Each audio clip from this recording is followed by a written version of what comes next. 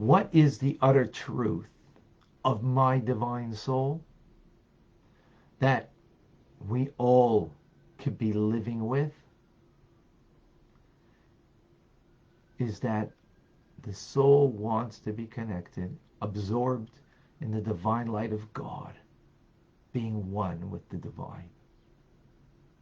That's the absolute utter truth. In the heart and the soul of the divine soul.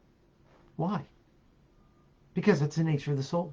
That's the hidden love, the Ava Mizateris that we call, the desire of the neshama that wants to cleave to God. And under no circumstance to be separated from God for anything divine, from the unity and the oneness of God.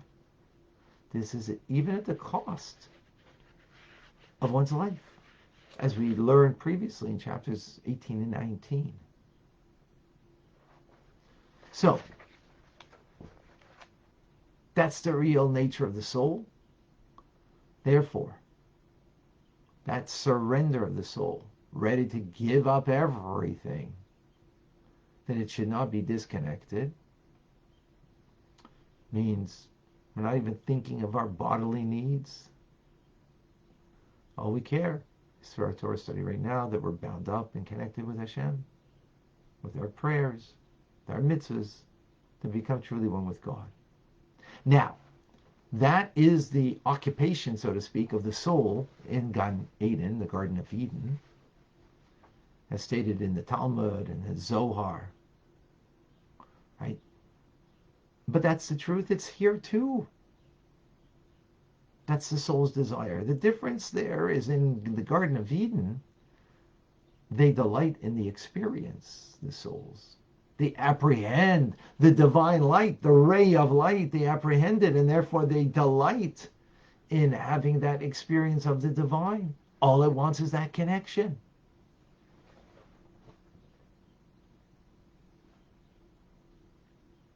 Here we don't have that experience, yet my soul, which you have placed within me, God, is pure.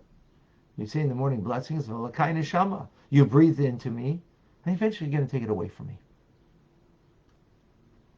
Well, all there's left is, from the time he breathed it into me and take it away from me, God is animating and giving it to me, a soul.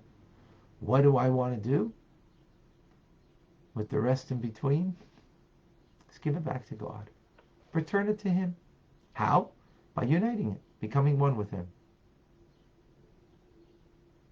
To you, O Lord, I lift my soul, as it says in Psalms, Tehillim, binding to you with my thoughts, right now, thoughts of Torah. How am I doing it? Binding with you? Because I'm learning your thoughts, God. Tanya is God's thoughts. So by learning God's thoughts, I'm binding my thoughts with him. My speech, when I pray or say words of Torah like I'm doing now myself, with your speech. The letters of Torah are God's speech. The letters of prayer are God's prayers, which I utter. And especially because when I address you, God, as in a blessing, it's Baruch Ata. Blessed are you. What does it mean, you? You before me. Not third person, which would be, right? Him, her, which would be not before you, but when you say you, it's in reference to that which is before you, God before you, that you're bound up, your thoughts and your speech, and even when you address them, when you make a blessing, Baruch Atah Hashem.